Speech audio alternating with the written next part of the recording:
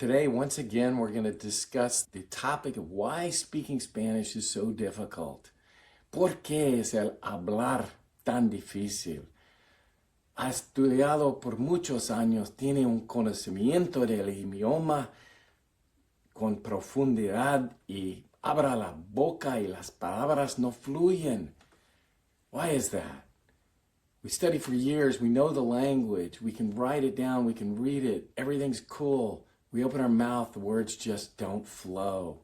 There's a lot of reasons. Today we're going to dig into another reason, which is really around emotions and fear and anxiety and the impact that has on our ability to carry out conversations.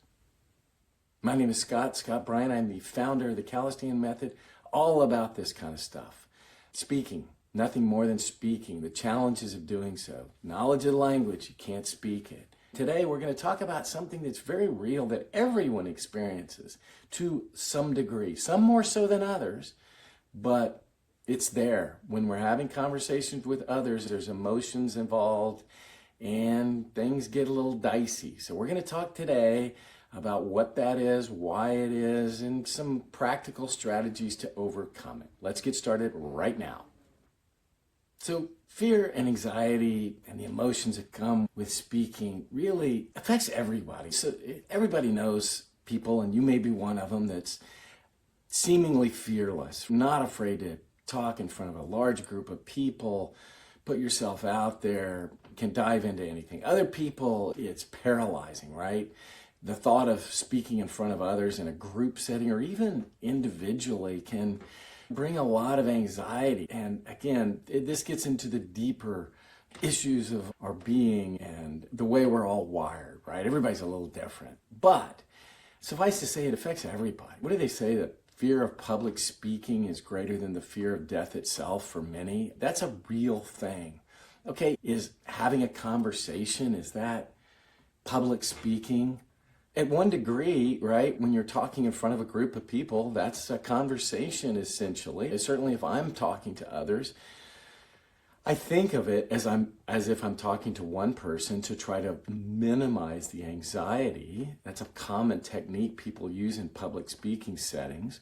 But look, even if you're speaking to another, the same anxiety exists. Think of a tutor, a teacher. You're having a conversation, but you're not quite fluent in the language.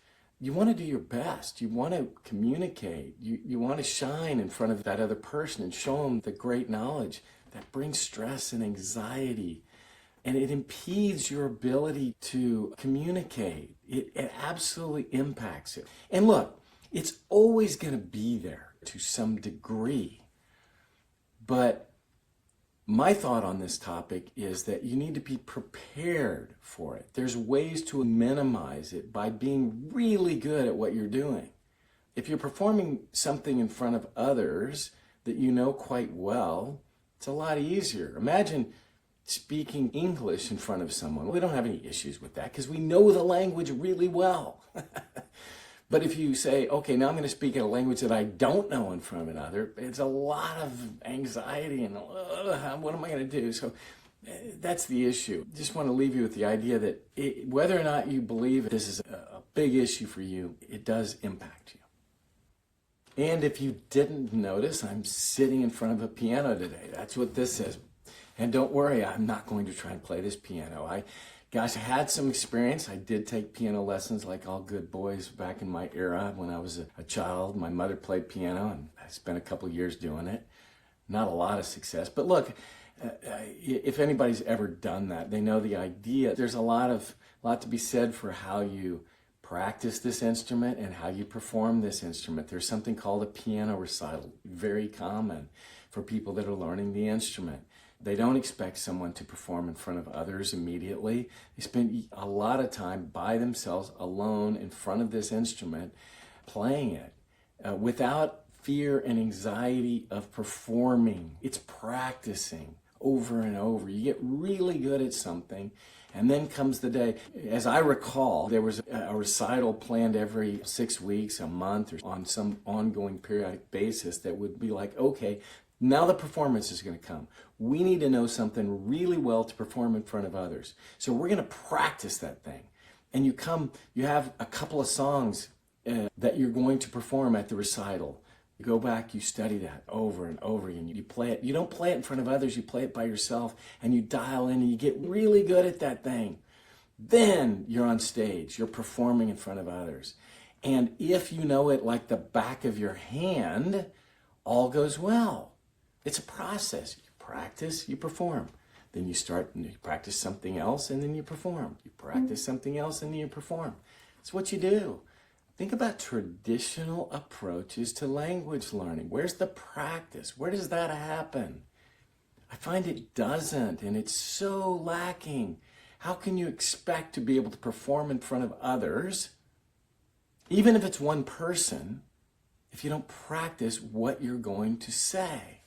This time alone, preparing for the piano recital of speaking to others, just has to take place. That is how you overcome it. Look, conversation in front of others and the anxiety associated with that will never go away, but you can minimize that anxiety. That anxiety doesn't exist at the piano recital for the person that's properly prepared. They just get up and do what they know how to do because they've done it so many times. It's second nature. If we get in front of someone to speak, we don't have a problem doing it if we're prepared. All right, so let's get back to the topic at hand, which is speaking Spanish. How do we do that? What is our performance when we're speaking, right? We're listening, we're taking things in, it's coming our way. We need to be able to hear what others are saying, and then we need to be able to communicate, express our feelings, our thoughts, whatever those are, to that person that's going to receive them. These are two things that can be practiced and done alone. So a lot of different ways when it comes to training your ears and getting comfortable hearing and understanding the words that are coming at you. There's a lot of great technologies today to assist with that. Listening to podcasts. The one thing I would share with you that I think is super important when it comes to practice is you got to be at your level. You got to turn on television and hear all the speaking does nothing for you. I'm convinced nothing unless it's at your level. Right? Not all television programs are created equal, and some have a lot more slang and it's a lot more difficult to understand, but there's a lot of, when you get in the world of technologies, pick up your cell phone, look at applications, there's so much crazy good content with native speakers speaking slow at your level, using words that you likely know. Look, you're going to have some knowledge to start working on that, but it can happen, and if you do it gradually, little by little, poco a poco, paso a paso, you can start to really get comfortable hearing others. It's going to be limited based on the vocabulary you have, but you start getting there. It's really the same on the other side, which is really my focus, which is practicing the art of speaking. How do you do that? There's a lot on the website that I'll refer to at the end, which is my approach is really translating sentences, right? Taking this big thing called language, is breaking it up into its component parts, which are called sentences, and translating. These are thoughts you have in English. How would you say that in Spanish? You translate it, and you practice that over and over again. That's your part. It's your ability to communicate thoughts. You got to start small. You got to focus on exactly at your level, the words and the vocabulary and the world in which you reside. Can't get too broad. And you also have to just grow that slowly and in a repetitive manner over and over again. You're practicing. It sounds a little odd, but that's how you get there. It takes time. Just somebody learning to play the piano with some kind of fluency. It does not happen overnight. You got to enjoy the process. There's a lot of things to get into on that. But at the end of the day, that's what it's all about. You got to address both listening, taking in information by yourself, practicing, and communicating your thoughts by yourself, practicing. So how do you get rid of this fear and the emotion and the anxiety associated with speaking to others? The way you get rid of it is you prepare. All of that anxiety comes about because you don't know what you're doing and you're trying to do it. If you get really good at something, that anxiety and fear and emotion goes away. It just simply doesn't exist. It vanishes because it doesn't matter who you're performing in front of. You have command of what you're doing. And so there is no anxiety. So that's how you address it, really. It's that simple. It goes away when you know what you're doing, when you're comfortable.